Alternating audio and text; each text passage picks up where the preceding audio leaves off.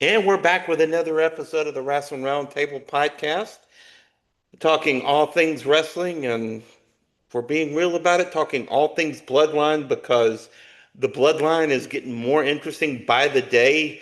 We finally have an appearance from Zilla Fatu, Umaga-san. Finally showed up on NXT. We've been threatening that for the past year. But we got a lot of good stuff going on here. But as always, I'm Ryan Hall, Dominique LaRue joining us on the other side here, and my guy. Um, in a million years, in a billion years, did you think that Solo Sikoa was going to be that funny, was going to be that captivating? But, like, no way in hell did I think he was going to be that funny when he came up. But this guy, he's the most unserious guy in all of wrestling right now. Um, and it, it was just a like I feel like his star is just getting big just because he's a funny guy. It's amazing how Solo has became the most unserious funny guy in the game right now. Like Yeah. he Like he's on an almost on the R same, truth level almost, you know? but serious too. Like that's But that's crazy because serious, like yeah. yeah, like he's threatening. He can go with anybody, and his mic skills has elevated with just him in general. And people will sit here and be like, "Oh, I'm sick of this. I'm sick of that. I'm sick of this." But like you can't deny the aura of not only just Roman Reigns, but the Bloodline saga. Like everybody comes out eating and like comes out better and stronger than before this even started. Like look at Jay. Would you Yeah. ever thought Jay was gonna be one of the biggest baby faces of all time?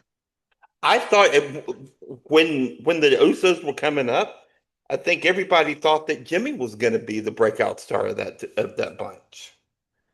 And like look at the domino effect. Jimmy gets hurt, Jay is forced to be a singles competitor. And who is pulling him along, like, putting him on his back and like, yo, let me show you like what it takes is Roman. Like, if it wasn't for Roman and Jay going at it with that saga and that story or that promo and that's where not even just main event Jay Uso emerged, but like Crash Out Jay, I'ma get him Jay, like and Solo emerged, even though he was talking back then, like he come out of nowhere and he's all this, serious, no bark, no talk. He handled business type persona. And then Sammy Uso. So we knew who Sammy Uso was, Yeah. but like, would you ever have thought that Sammy Uso, well, I say Sammy Uso, Sammy Zayn becomes the biggest underdog of all time? Like he was already an underdog, but then all of a sudden now he's like the undeniable underdog and lovable. This man literally was fighting Johnny Knoxville the year before at WrestleMania in the most He unserious match of all time. the Well, one the of. the man literally sold for a giant mousetrap. The man, Took the a man took was a doing. chair. Yeah, I mean, Didn't he fight Logan Paul? Uh, who? yeah, the guy with the arm on. He's with the Vision right now. Right, Just yeah, the guy with the arm brace and the goofy hair. yeah, yeah. Apparently, him and Braun got beef in the back, but I mean, that's neither here nor there. That's more he or she say. So, but moving on, like you cannot deny what being in this bloodline saga would do for your career, Totally. and I just love it because I mean, like even with on it, I haven't watched a complete interview, but like, when Roman talks about his family, he talks about, this bloodlines business, family business or whatever. It is family business because Roman ain't with the boys anymore. Roman is just in his own little world, own island of relevancy, but like he's bringing his family along. He's bringing everybody in his family like, yo, this is how I got to the top. Let me bring you along so you can be there with me. And like, look at Jacob. Jacob was already a hot commodity anyway, and now you're seeing the depths of Jacob that we haven't seen before, like Dude, emotionally. dude, yes. Guy's got some acting chops. You know what I mean? Like, so you cannot deny that like the biggest thing that really saved WWE during dark times and like this battle with AEW, and I loosely say battle, but the Right. battle with AEW is the Bloodline saga, and Jay Uso, I mean not Jay, but Jimmy Solo. I mean, man, that guy right there. I mean, he's destined for. We're not talking about U.S. title. We're not talking about Intercontinental title now. We're talking about like he could be the next world champion or just undisputed champion because of his promo work he's been doing lately.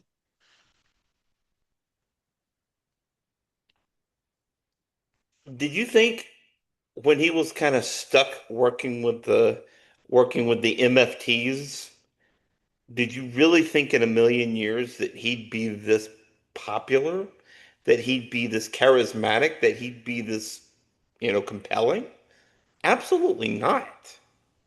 No, absolutely not. Yeah. No. I thought it was looking to a point where like, yeah, he definitely needs to go back to the bloodline. But now it was like, no, he don't. He don't need to go back to the bloodline. But at the same Right. time, he may not need to go back to the bloodline, but I would kind of say the bloodline needs Solo too. Because now you add another dynamic and it creates a a combustible element now. Because now Solo ain't quiet no more. Solo is talking. No.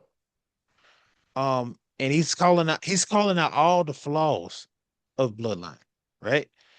Especially when he called out Jay. He was like, "Ain't you the one that was defiant and wanted to get out of the Bloodline and become this big star and you yeeting and all the kids love you and now look at you." Yeah. That's the crazy thing about that promo on Monday night was, yeah, it was funny. Yeah, it was, unserious. But at the same time, Solo, every point that he hit on Jay Uso, every point that he hit on his brother was right on point. Just like you said, aren't you the one that would, came out with the kids? Aren't you the one that was defiant? Aren't you the one that was crashing out? Every point was right on point. And I don't care. Like, you can be funny all you want. We're talking in a wrestling context here. You can be funny all you want. But if you're not making sense, if you're not making coherent points, if you're not making, logical sense, it doesn't do a bit of good. And every point that he was making the other day was right on point. Now, there is the little matter, the not so little matter of him losing that match to Jay on Monday and having to, quote, go back to the bloodline. Now, I feel like WWE has struck gold with this guy as a babyface. I don't think this necessarily makes him a heel, having to, quote, go back to the bloodline. But at the same time, you had an interesting theory about what you think might be next. What you think might be next, kind of moving forward. Well, you know, people get tired of stuff getting recycled or redid or whatever case may be, but like I like it.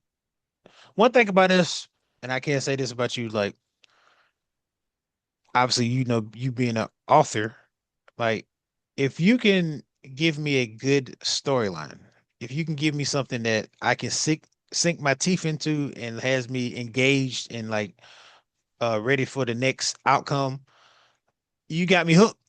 And you can say like, yes, they're recycling the Bloodline storyline, but like things are different than what it was back then. Jay, yes, he was defiant. He was like, trying to prove that he was more than just Jimmy's brother. And then, Roman being the stone cold mafia leader was like, yo, I carry this family, blah, blah, blah. And eventually, when Jay fell in line, then you got Jimmy coming and Jimmy being defiant. Jimmy, like, yo, I'm not being my brother. I'm not going to be your, little guard dog or, bitch. And then obviously the family dynamic played into the to Jimmy coming to the bloodline. But you fast forward, Jacob is the defiant one, but not in a sense of he doesn't love his family or like, he want to get out of a shadow or anything. He wanted more. Yeah. So that's different. A family member that wants what you have, not to just eat on the same table as you, but take the lead of the table. And then, I just don't, and I've seen this from a lot of different people online. I don't like what they're doing with Jay. That's the only thing that I hate is you go from being one of the biggest babyface, you go to being the Yeet Man and all this other stuff, and now you're second fiddle. You are defiant, and it's not defiant. Excuse me. You are lost, kind of. But I wish I had got the source, and I'm sorry that I don't remember where I got the source from, but it made me think about this. Remember Monday night, Jay made that call to go get Solo. Hmm. He never got the call from Roman. Roman didn't even say anything about like, yo, I still want you to get Solo. So with that being said, and obviously Jacob, I love Jacob. Jacob called Jay out on it and was like, ain't nobody told your punk Jay to, do that or whatever. I love they need to put that on a shirt. Like him saying punk ass Jay. So but I think that's gonna come back and bite Jay in the butt. It's gonna kind of cause a ripple effect to Almost make like an Rome Achilles heel in a way. because I feel like Roman, even though Roman is trying to play nice and trying to be, we are all, one big family and like, we're equals. I still have that hold on you guys in a sense. I'm the champion. I'm the OTC. I'm the say all be all. You can come up and we have a discussion, but I'm the one that makes the final call. You're the offensive coordinator. I'm the quarterback. Oh, excuse me. I'm the guy that owns the team, and you are basically the coach. I You was may about to feel say, like you, aren't you kind of stepping on Cody Rhodes' toes there? Cody Rose is the special teams guy at this point. Long snapper. Yeah. I mean, I don't know now, they go the direction I want them to go. We may be getting Cody Lander. I'm just saying, Rose Lander or Well, whatever. So, we've been saying that for a year now. man, if they do that, dog, Over a I year. swear. I swear SmackDown shifts so quickly. Oof. Are you kidding? But I think you bring up a great point about Jacob because I think he's kind of the wild card in this because like recently he's been contained, not like he's been holding himself back, like he's been restrained in a way. But you know that's not his natural inclination. His natural inclination, all gas, no brakes, losing his mind, going and killing everybody.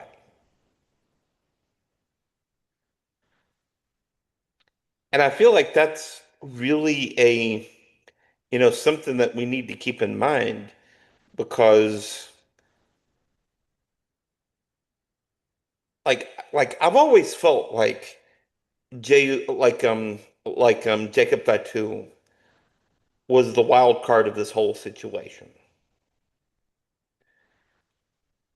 And not for nothing, I feel like he and Zilla Fatu would make one hell of a tag team. Oh, they could bring back the Wild Samoans. Oh, please. Yeah. Who you kidding? But I like I like I like that idea that you have, and I even going to raise it a step further.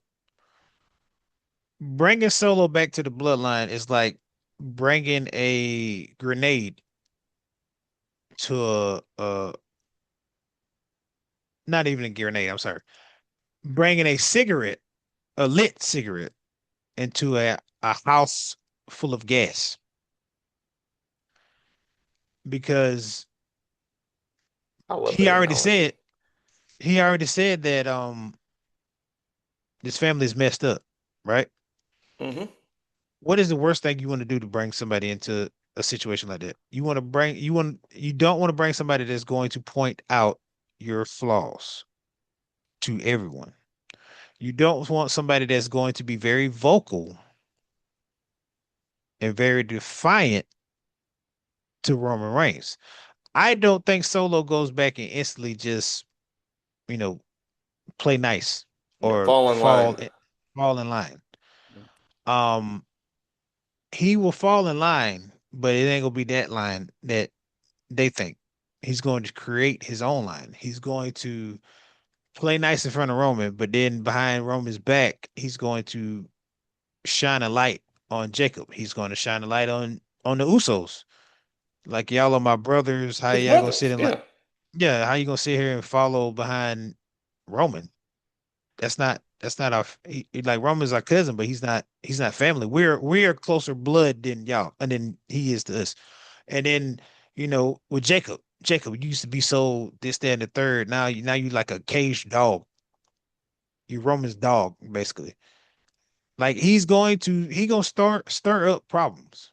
I guarantee you that because of this new. I say that because of this new version of Solo, and he kind of reminds me of somebody like okay, we all have that one cousin, right? At a family barbecue or Thanksgiving or whatever the case may be, everybody has acted a certain way for years, and then you have that one person that shines a light on everything and blows up the dinner. Solo is that person. It was an uncle for me, but I know exactly who you're talking about. Oh yeah, it was either uncle or cousin for me. So Right, yeah, yeah, yeah. That's like somebody who, without even trying, is just gonna is like stir up a hornet's nest. if you think Jacob being unhinged is bad, just think about Solo talking now. And that's one thing that we really forget with this kind of recent turn with Solo Sikoa. Solo Sikoa is a badass. Like he's just a stone cold badass. Like he was the enforcer of that group for a long time. Hmm. And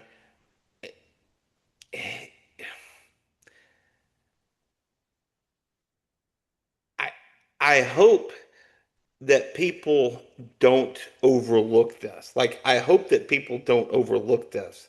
The fact that the fact that he's become like this comedy character doesn't mean that he can't absolutely tear you a new one in the ring. I just got a light bulb situation in my head.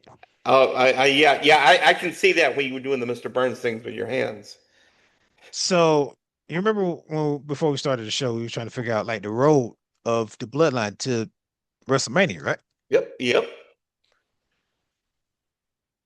What if Solo pulls a um I can't think of the word, but basically, what if he pulls a dagger and dagger out and stabs Roman in the back, and calls the Rock.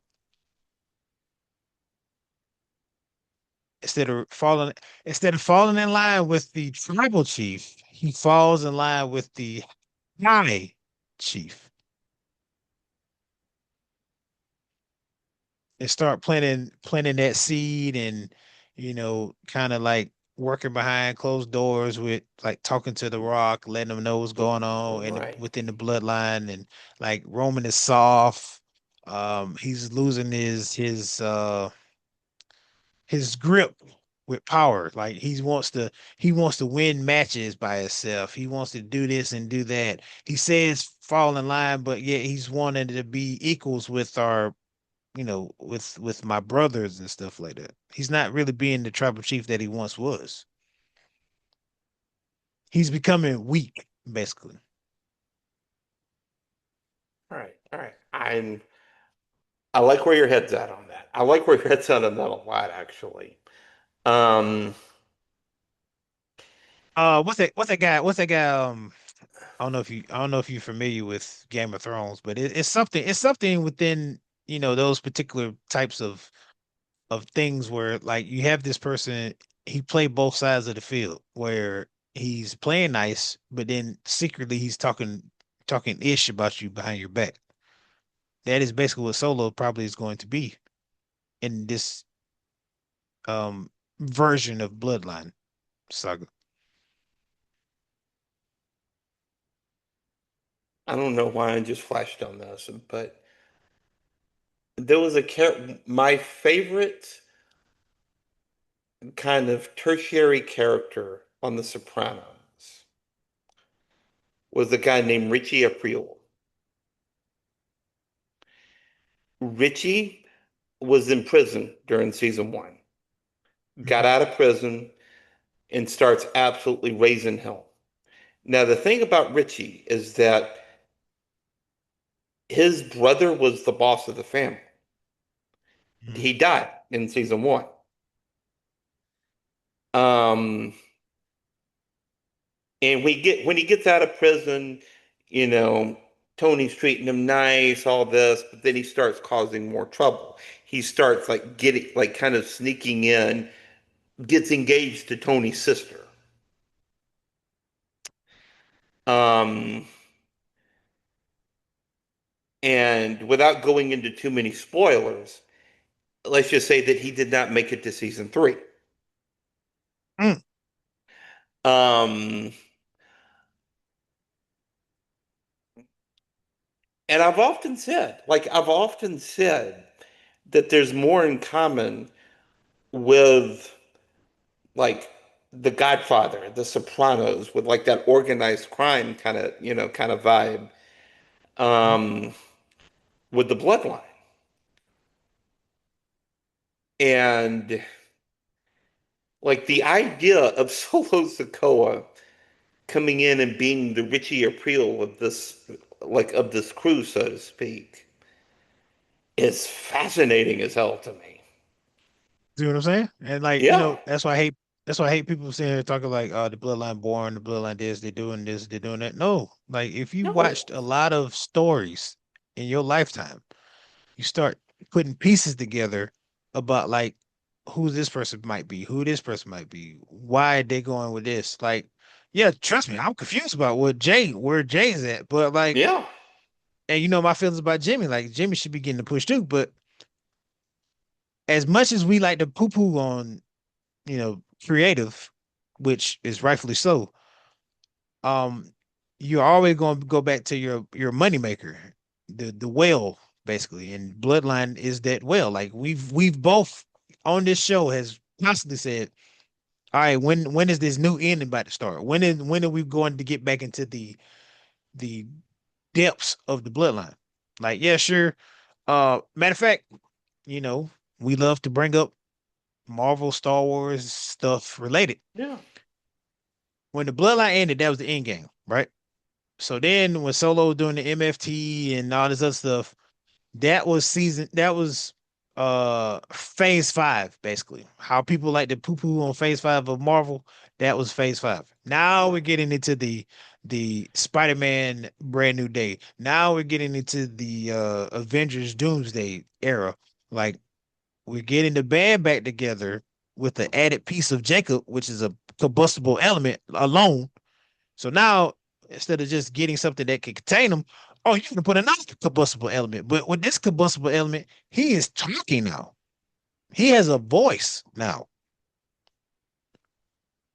and you don't know where he's gonna go with it. Like he could be plotting right now. Like, yeah, he lost.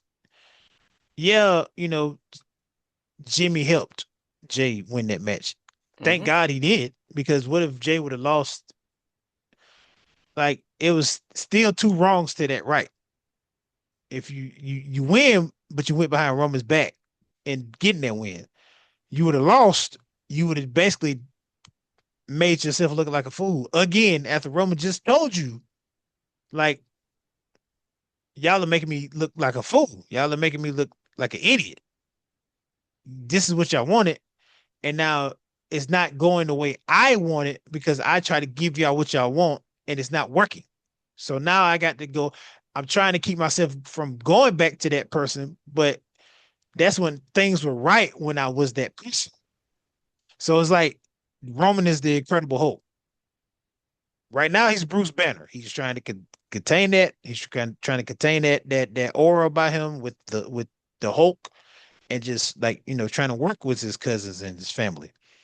Then you got the Wonder Twins, and you got freaking Jacob, who's freaking the thing. He's calm now, but he could freak out. He could just do whatever he wants. Like Yeah. people forget in the Fantastic Four, the thing is strong too. He Yeah, might look like completely. look like a bowl of rubble, but like this dude could like literally go with whoever. So Can destroy anything it looks at. yes. So I mean, like y'all got to let it. Y'all, you folks got to let stuff cook, man. You can't make a 5-star gourmet meal with store brand stuff. You even have Velveeta cheese, shells and cheese with freaking American cheese, like government cheese, basically. Makes my stomach hurt just thinking about it. But no, I mean, like, yeah, you just gotta let stuff play out. You gotta kind of ride that wave. Uh, we're Patience, eating better. patience, patience, patience. We're definitely eating better on Raw than we SmackDown for right now.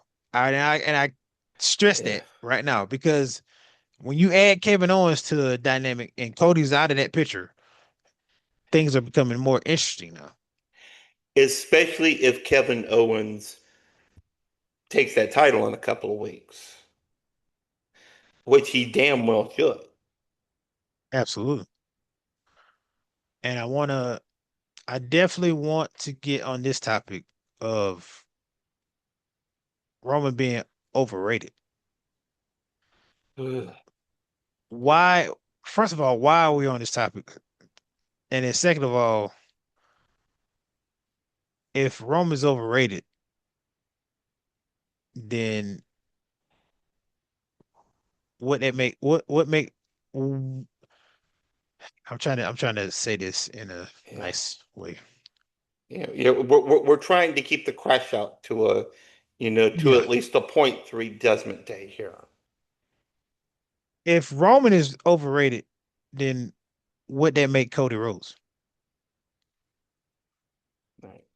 For context, if you're not familiar, what we're talking about is some comments that Conrad Thompson, who was the co-host of about 15 different wrestling podcasts, but some comments that he made with Eric Bischoff on on their little podcasts. Now, kind of a couple of things to keep in mind here. Um, Conrad Thompson has never been a wrestler. but he is Ric Flair's son-in-law. You know he's married to Ric Flair's daughter, like Ashley, like Charlotte's sister. Right. Um, but be that as it may, like he's been doubling and tripling down on these comments. And the thing that I can't wrap my head around with these comments here is that if you had asked me back in 2015 what I thought of Roman Reigns, what I thought of Roman Reigns when he was first starting to get his solo push, I couldn't stand the guy.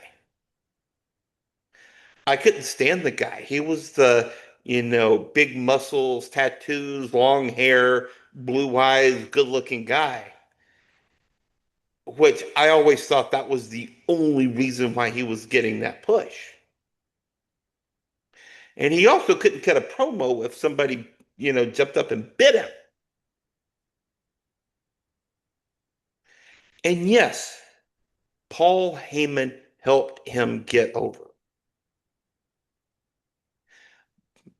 Paul Heyman's presence helped him get over. But at the same time, Roman put in the work. Roman put in the work on his personality, on his aura. And how many times have we said this?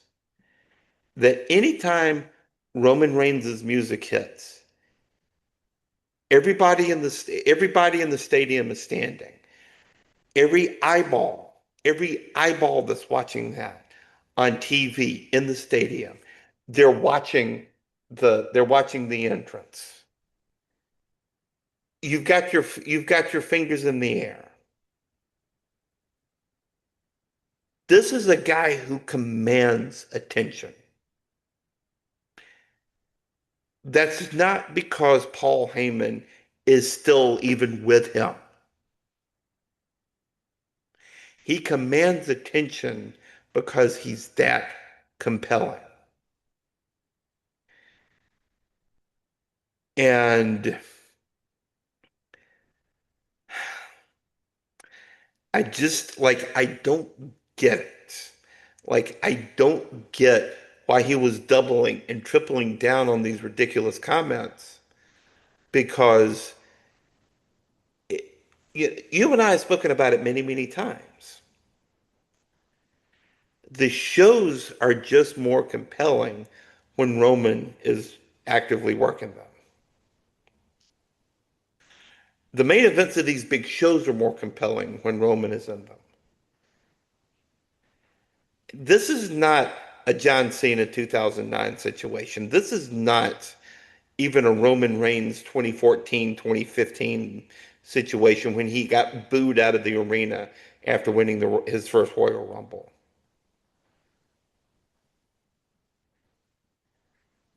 Can we judge somebody for who he is in 2026, not for what he was 10 years ago? I think that's my biggest gripe with with these whole comments. Well, you know me. My biggest gripe is is multiple, but one of them is what you just said about Paul Heyman helped Roman, or Paul Heyman Paul pretty much Heyman kept. got him over, Yeah, Paul Heyman got him supposedly. over, supposedly. Last time I checked, was Paul Heyman saying acknowledge me? No, Um, was Paul Heyman calling himself the tribal chief? nope, Did Paul Heyman basically just crush John Cena, saying that John Cena is like a missionary position, just over and over and over. Like nope. That wasn't a Heyman line. I'm flabbergasted, like because my brother here, like you pointed out stuff about Roman back in the past that we didn't like. And like what did Roman do? He literally did all that and changed it. He changed his whole matter of fact, he didn't even change. He became himself when he wasn't Yes, shackled Was he when he wasn't shackled by Vince McMahon and his creation of the big dog and literally was just became himself, that's when things shifted, right? And like, yes, we're not gonna sit here and take away from Paul Heyman. Paul Heyman is a Hall of Famer for a reason. He And he literally, and he is a huge part of how he got over, but he is not yes, why he got over. he's the critical part of the Thanos of it all, or even the Godfather part of it. Like you got to have that wise man holding that belt, looking at like Roman in a god like aura. But the way Roman walks, the way Roman talks, the way Roman performs, the way he's very vindictive, like in the ring when he was sitting there looking at the camera and like talking ish to the camera, like, "Hey Hollywood, I'm sorry, like I got to do this to your guy. Like, look, don't blame me when he's out for 6 months because of me. You know what I mean? Like, he wanted this basically. That's not Paul Heyman talking. That's Roman, right? So like this, and then like thank God for JBL. JBL is the one with common sense. JBL literally said like you know Paul Heyman ain't the one doing all this that Roman is doing. Like he's not the one putting the people in the seats and putting the ones up and like wearing his t-shirt and doing this and that. Like that's all Roman. And it's even now to now, like you said, like you feel Raw was good, of course, for Yeah, Solo. Solo is the reason why, but it wasn't a regular Raw compared to when Roman shows up. The energy is different when Roman is there. Like everybody has to bring their A game when they're coming at Roman. Roman yeah, literally, not necessarily buried um LA Knight, but he kind of like he put him in his place. Like you calling yourself the man. Like, and that's the thing. Roman is doing what John Cena does to people, basically. He pointed out your biggest strength and flipping it on you. You come out here calling yourself the biggest, you the mega star. I don't see no mega star. All I see is a guy in here self-proclaiming himself as a star, and you walking around with a Walmart watch, while my watch is literally your house in one.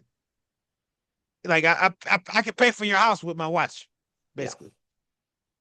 So like, who's the megastar? Is Roman.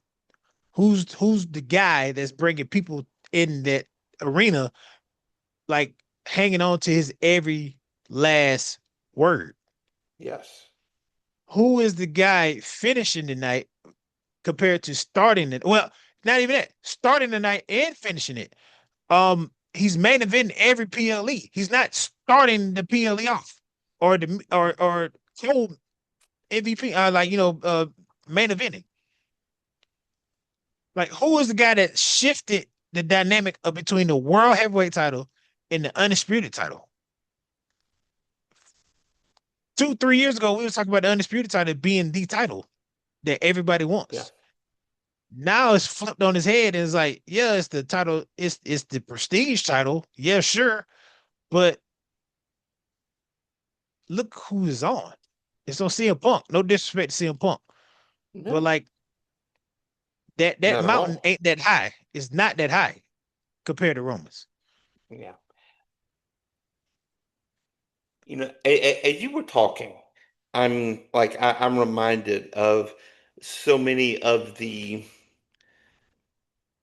big stars in wrestling past.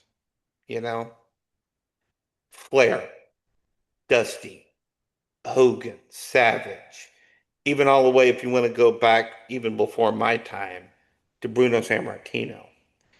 These are guys who, as soon as the first note of their music hits, as soon as they walk through the curtain, as soon as they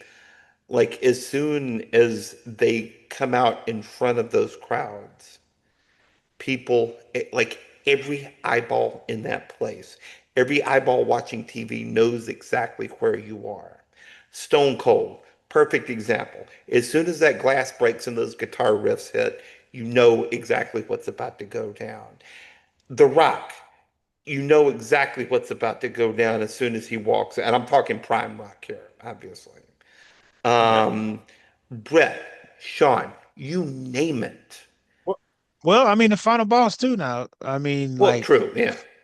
for you to be gone for so long and then change your her whole dynamic of yourself, and then still be on No, that touche, cusp yeah, yeah, is crazy. yeah, And yeah. probably the final boss is probably his best work, possibly. I mean, I still loved Hollywood Rock. I still loved the Great One Rock, but like, I mean, the man literally cut a promo on IG and it was uncensored. So I, you And know, it was brutal.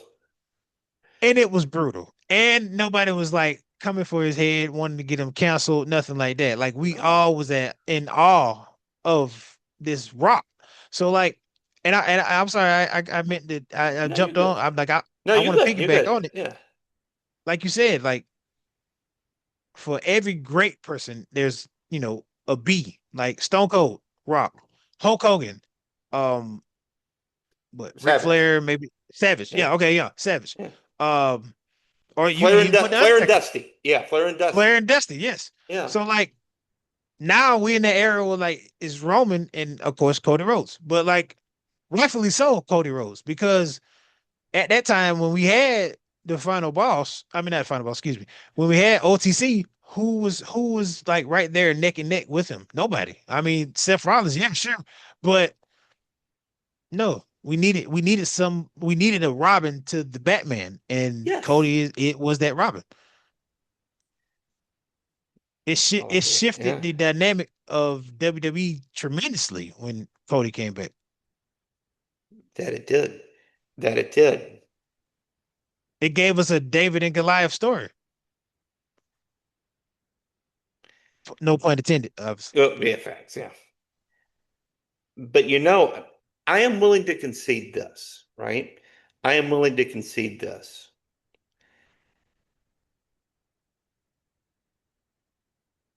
That in no universe is Roman Reigns overrated, in my humble opinion.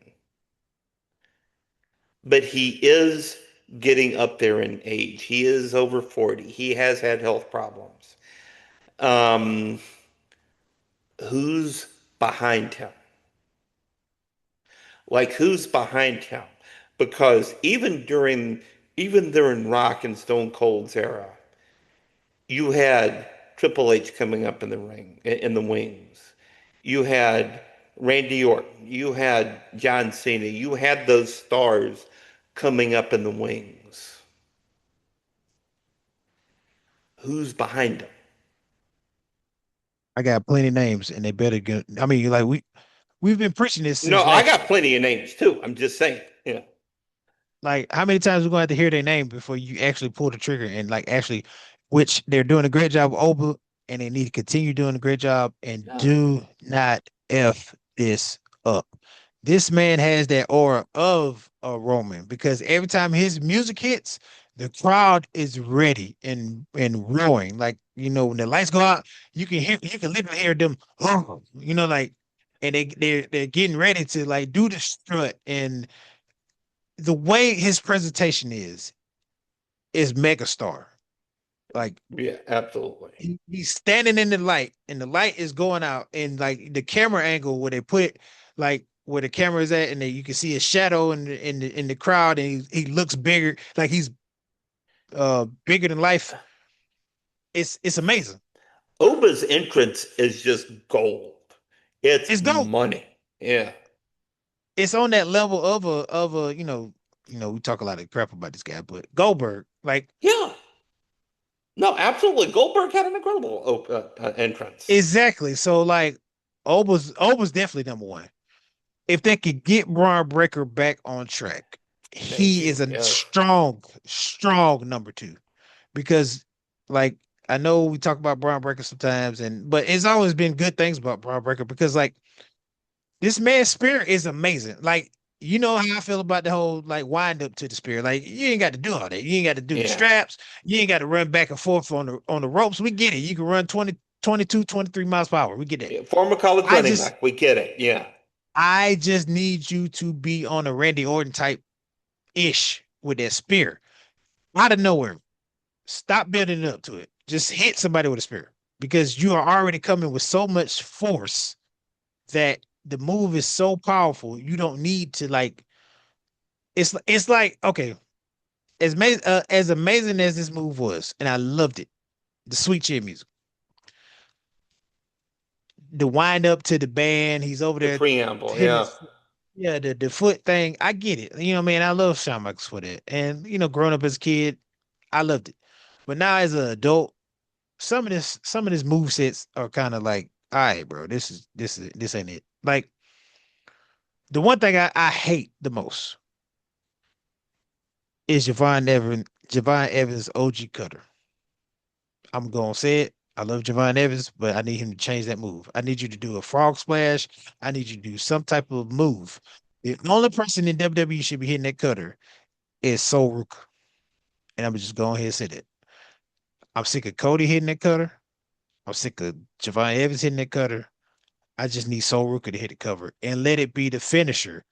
I am so sick, and I can contest for a lot of my friends, especially one friend at work that real cool dude, name is Drew. He's been preaching this for as long as I've known him. When has the finishers stopped being finishers? It's like how many times you gonna kick out a finisher to the point where it's not a finisher anymore? Remember when the DDT was one of the most deadly finishers in wrestling? And now it's just a transition move. Like thank God Danhauser got the death drop. I mean the death drop was Sting's patented move. And Yeah. like, when Danhauser does it, it's a finisher. He's pinning somebody for the win. Yeah. Braun Breaker Spirit, it's a finisher, right? But like people has kicked out of it so much to the point where it's like, is that your finisher now? Because like Seth Rollins kicked out of it. Uh some I can't even remember the other guy, but he's kicked out of it a couple times. Yeah. Roman's oh my god. Um Roman Spirit has been watered down. Your cousins can't be doing your move. I'm sorry. I love the Yeah. Usos, but when have you ever transitioned a spear into a body splash? You've always used the super kick. Yeah. Why not continue that? Why bring the spear into like you should only use the spear on Roman. That's it.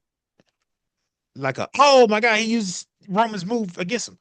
Not he using Roman move as a finish move. No, what are you doing? That's not your finish move.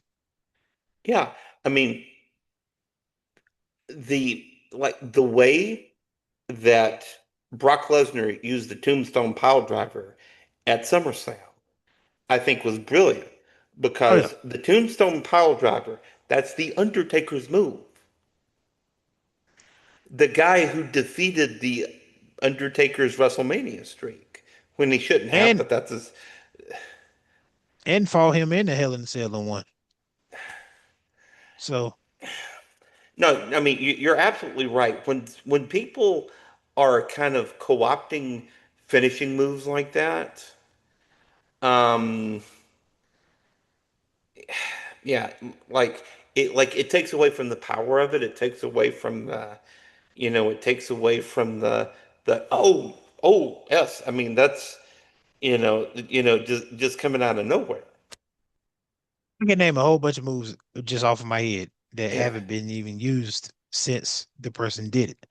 D'Lo Brown's repertoire moves haven't been. I haven't seen anybody use those. If Did, J- Javon Evans used D'Lo Brown's move, I'm telling you that will put his he would be over. I mean, he's already over, but that would right. make it even more over. Um, I had it in my head. I'm sorry. Oh, JBL's clothesline. Like Yeah. clothesline, not a lariat clothesline. I need somebody to The clothesline from close hell. line. Yes. bounce off the rope, boom. Not no I mean, obviously Hangman Page does it and freaking Logan Paul does it, but like I don't like that lariat clothesline. Quite frankly, I think it's stupid. You have to flip before you get gain power to clothesline somebody. And it's just like the cutter. I was talking to a buddy, I was like, you're literally watching Javon Evans hit at least one, two, then bounce off. So somebody could easily do a Samoa Joe to him and just watch his tail fall backwards and not hit nobody, or Yeah. even kick him in the back of the head. So like, I need you to do something else. I do not like the cutter. I cannot stand it.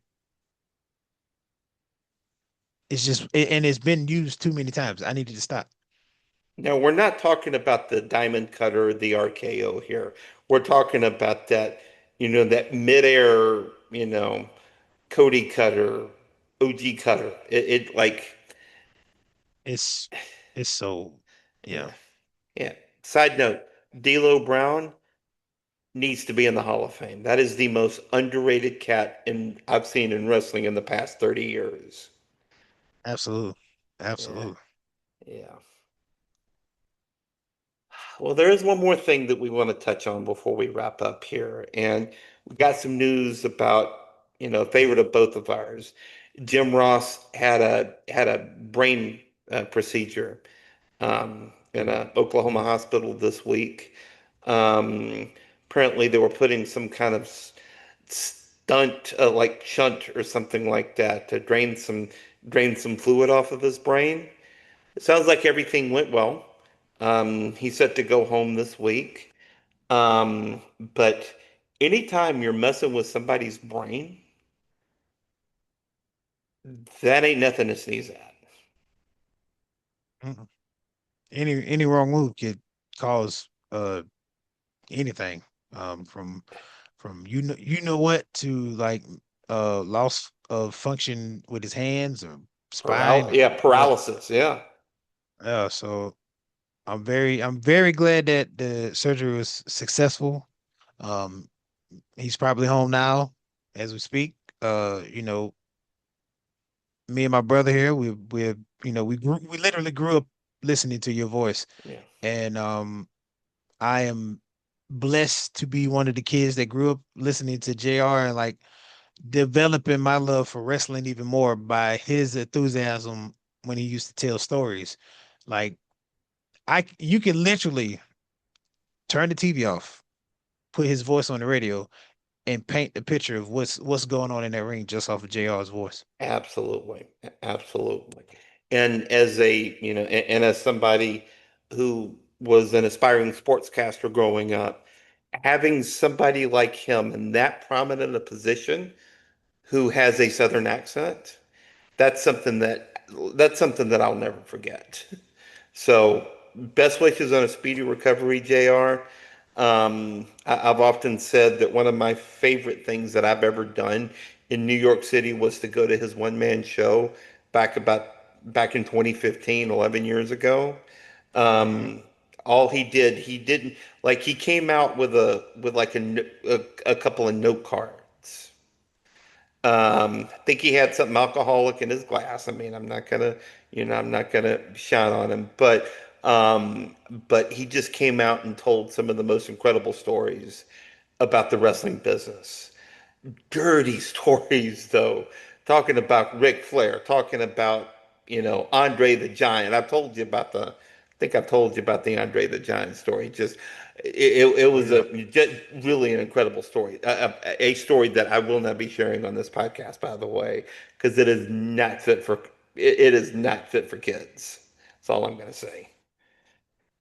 Yeah, no, our rating on the podcast, we definitely try to keep it under PG-13 at least. Exactly. Exactly. But yeah, no, certainly best wishes to us, for a speedy recovery. Um, and yeah, so just before we wrap up here, I know you said any thoughts on this whole AAA heavyweight championship tournament here briefly?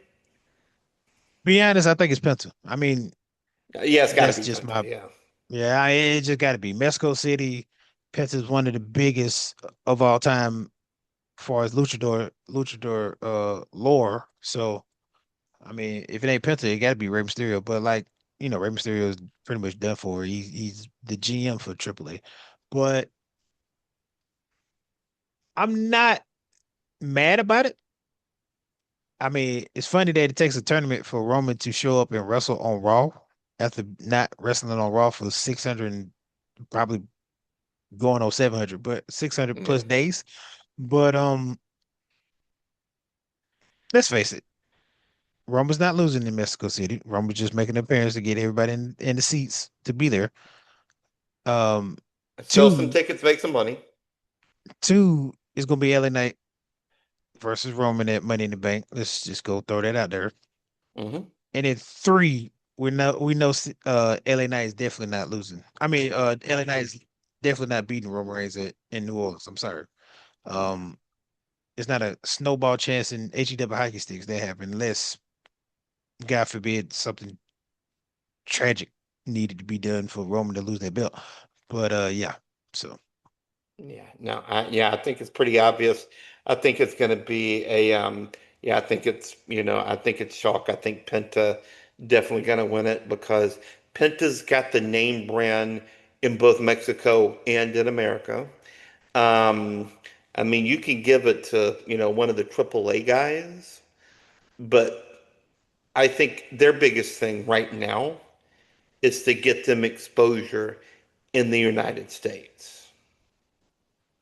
Is to get them exposure in the United States. Because unless you're just a wrestling sicko like the two of us, are we going to know who, are we going to know who Elihu Del Vikingo is? Probably not. But since we're watching Monday Night Raw, we're seeing Pinter, we're seeing Dragon Lee, we're seeing guys like that. and God forbid that because I was sitting here thinking while you were saying that, God forbid they pull what I think they're going to pull, and they pull a rabbit at their butt and put Dom Mysterio in that tournament. Because as surefire it would be Penta, I just have this sickening feeling in my stomach that, and I was doing good. I was really It's doing good. the same feeling that I'm growing right now. Right. I was doing good, and I haven't mentioned their name all night until now. But and I'm not gonna mention their name, but I'm gonna mention two particular people specifically. JD McDonough and Dominic Mysterio. They're probably gonna jump one of the luchadors, beat him up to where he's physically unable to wrestle. Dom is gonna slide into that spot, and it's gonna be Penta and Dom in the finals. Now, when they pull the trigger on Dom winning that, I hope not. But I mean, let's just say this ain't the first time Dom has wrestled Roman. Dom has wrestled Roman as a babyface and got utterly destroyed. So, I mean, I don't see no difference.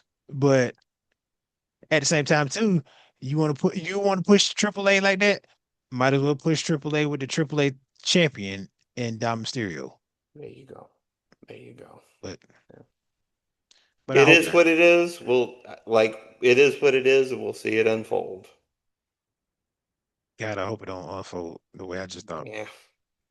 Yeah. I think that's a great note to leave on because if I say anything more, our rating might not be PG-13 anymore. If I say any more, it's gonna be an hour crash. You know I can go an I hour know. I know, and it's crashing getting out. late, and I've had a long day, but yeah, it is what it Yeah, is. All yeah. right, my guy. Thank you so much. Another fun episode, as always, man. I love doing these with you. Um, Likewise, likewise. yep. And as always, you can follow us on YouTube, Spotify, and Apple Podcasts. Check us out on the social media machine. All the links are going to be in the description. And you can tune in again next week. For Dom, I'm Ryan. Thanks for listening. Thanks for watching. And until we meet again, take care and so long for now.